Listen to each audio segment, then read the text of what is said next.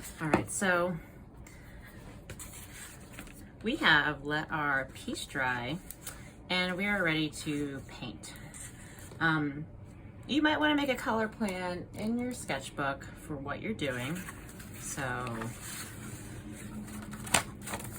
I think it's safe to say my turtle's going to be green, and you don't have to do this neatly. You can just kind of,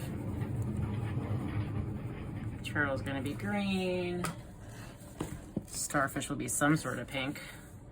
I think my shell, I'll make it kind of a peachy orange color. A little more orange than peachy.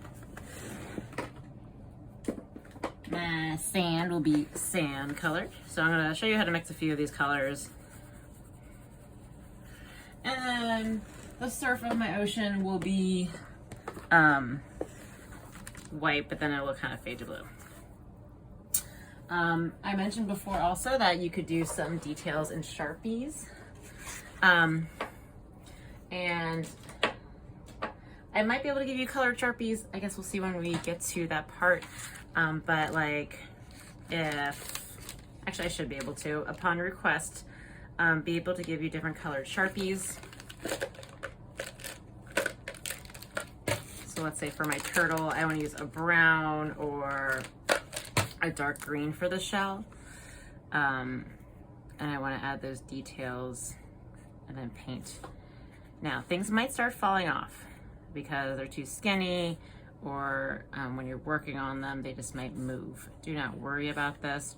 The paint I'm giving you has Mod Podge in it, which is kind of like a glue and a sealant. So anything that falls off, you can kind of stick it on with the Mod Podge.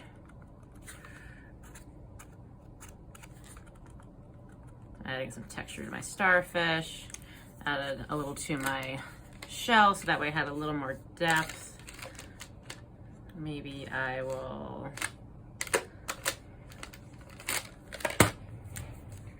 add a few stripes of blue for the blue ocean part. All right. So I'm gonna give you primary colors in white. Remember, when you're mixing colors, the best way to think about it is, if I want to make a color, I should mix a little bit of the darker color into my lighter color. So I want to make green, which is yellow and blue. So I will need to mix a tiny bit of blue into my yellow to make a green. And if it doesn't turn out green enough, you can always add more blue until it gets green enough. All right, once I have my green, I can start to paint in. And you can see it's a little bit see-through, so I can still see my Sharpie lines, which is nice. When you're painting, I didn't do it, but you do want to mix enough so you actually have enough to paint in. When you get close to the surface, you kind of have to be a little more careful because you can get your paintbrush maybe in somewhere you don't want it to be. So when you're painting darker colors, just be really careful that you actually want to paint there.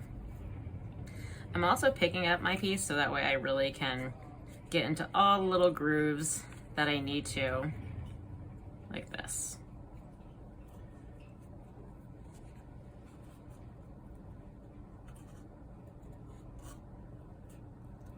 I'm being careful around my sand. I might get some green on my sand. It's just gonna happen.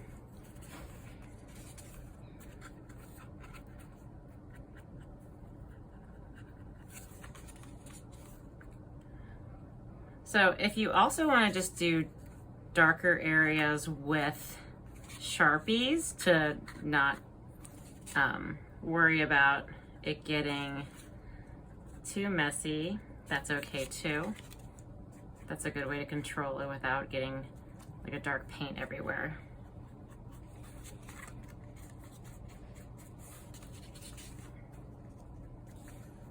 All right, here's my turtle. Okay, for So I'm gonna make a pink, a peach, and a sand colored. Sand colored is going to be, well, let's make pink first, and then I'm actually gonna go from there. So pink is gonna be white plus a dot of red. Whoa, that got pink really fast. And then I'm gonna paint it on my starfish.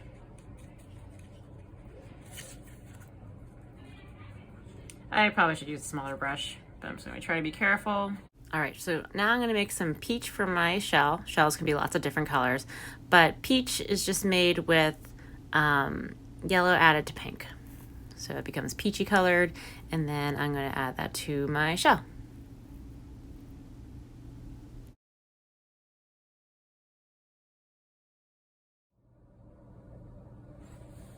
Okay, so we've done our shell with the peachy color. I think that for our sand, we kind of need to make a similar color, but lighter, but a little more brown. So what we're gonna do is we're gonna take some white over here. I'm gonna take more white than I need. I'm gonna take that peachy color, mix it in. Let's make it look a little different. And I want to put the opposite of the peach in to make it a little more brown. So peach is kind of orange colored. So the opposite of orange is blue. I got a few dots of blue just to make it less vivid, make it kind of duller. So it's more like a sand tan color. Maybe add a tiny bit of yellow just to kind of, oh, my paint's drying out. Get it a little warmer. Ooh, there we go.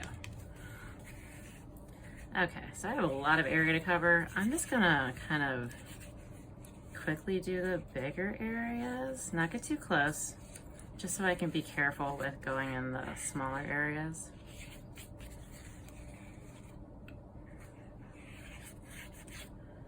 And then I'm gonna use my smaller paintbrush to get into these kind of smaller areas.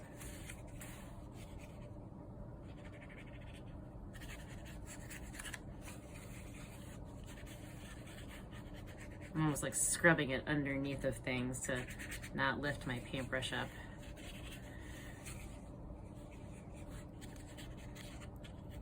And I didn't quite mix it enough, so I'm just gonna add water since it's not really on top of something trying to seal it. So you don't really want to water these down too much because since they're gluey, it's nice to have them thick so they act like a sealant.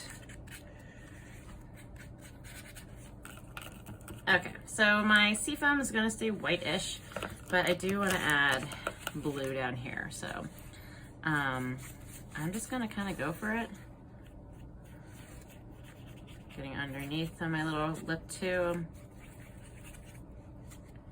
Maybe make circular motions so that the edge is a little more natural looking. Get into these white areas by kind of just blotting the paintbrush into the little cracks. So it's not really just brushing, it's also kind of poking the paintbrush into the areas that need a little more help than just brushing it. I'm gonna add a little bit of red to my blue. I'm gonna make some purplish kind of texture.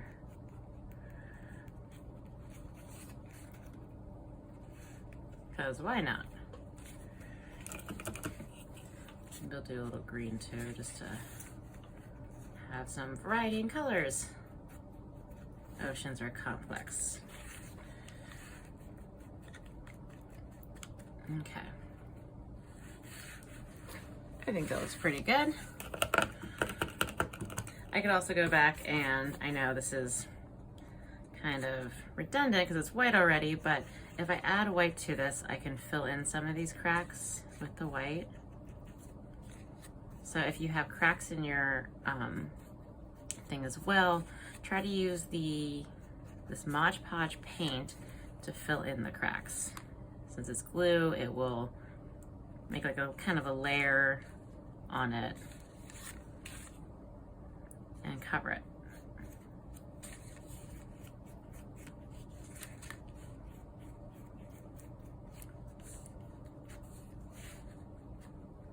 right, so some final advice I have for you before you get started. You should kind of think of working, especially in small areas, from light to dark. So I probably should have done the white first. I knew I was gonna be careful, but like, you might want to do the lightest colors first, because as you can see here, it's harder to cover dark colors with paint. And then really make sure that you have enough paint over here before you start painting whatever object you're painting.